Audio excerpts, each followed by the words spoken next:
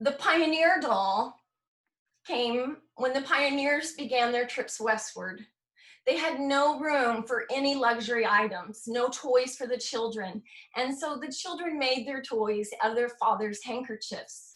20 years later, you will see these handkerchiefs used in the Civil War as loved ones left. They provided comfort for the children that lost, that families, siblings, fathers left, and they would hold on to them until the loved ones returned from war.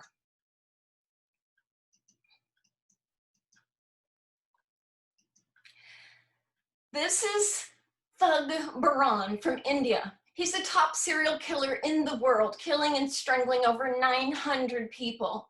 You'll see his handkerchief has the medallion at the top. He used that medallion to execute people by using pressure on the neck. He would fling the handkerchief into the Adam's apple, and that pressure would help to strangle his victims.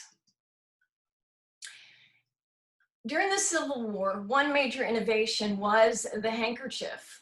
The war surgeons found to stave deadly infection, they would have to lop off areas of the body quickly, and the handkerchiefs were used as tourniquets. Here you find Black Bart. Black Bart robbed 28 Wells Fargo stagecoaches in Northern California and Oregon. When fleeing the scene of his last attempt to rob a stagecoach, he dropped a handkerchief with the letters and numbers FX07. When a Wells Fargo detective found that handkerchief, he knew that it belonged, the characters were laundry marks. He visited 90 laundries in California and Oregon until he finally found the owner. Black Bart was ordered or sentenced to 6 years in prison, but only served 4.5 for good behavior.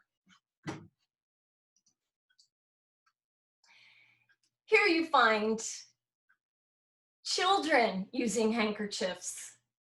They use the handkerchiefs for games called Blind Man's Buff.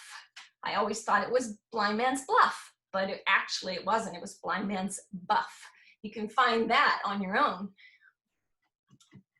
I'm sure you've heard of Pin the Tail on the Donkey, and they also used the handkerchief for that. Those were good times. In World War I, the men had to pack up their belongings in a knapsack and leave for the war. I'm sure you've seen this image before, but that's all they took with them in World War I. I saw a lot of handkerchief magic books at the beginning of the 20th century, and I thought maybe while the men were at war, any extra time they had, maybe they played with their handkerchiefs and developed magic tricks on their own. Not sure about that, it's my own thinking, but perhaps they did. Because in 1918, 1920, lots of magic tricks books were published. In 1918, there was the Spanish flu, and when that happened, all kinds of ads became public, and my favorite is on the left, and this giant handkerchief. The little boy says, "Did you get that for your birthday? Gee, that's some handkerchief." And the other boy on the right says, "Yeah, my mother made it for me. It's good for 100 sneezes." You'll see too in the middle, coughs and sneezes spread diseases, traps the germs in a handkerchief. And on the right, "Stop, where's your handkerchief?" "Ah, here it is." That's how I'm sure we all feel when we're leaving our homes right now with the COVID virus. Did you get your mask? Stop, where's your mask? Tear-sodden handkerchiefs were found all over train platforms when men were leaving for World War II. Brothers, siblings, fathers, lovers, women were sad, children were sad, and you could find handkerchiefs everywhere. In the 60s, John Lennon loved the Paisley handkerchief, and he painted his Rolls Royce with the pattern of a handkerchief bandana.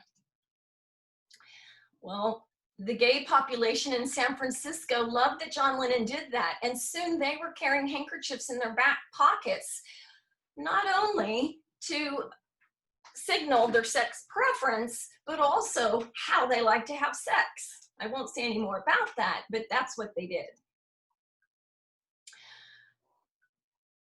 Soon, gangs in LA began wearing different color handkerchiefs. You may have heard of the blues and the reds. That would be the Crips and the Bloods.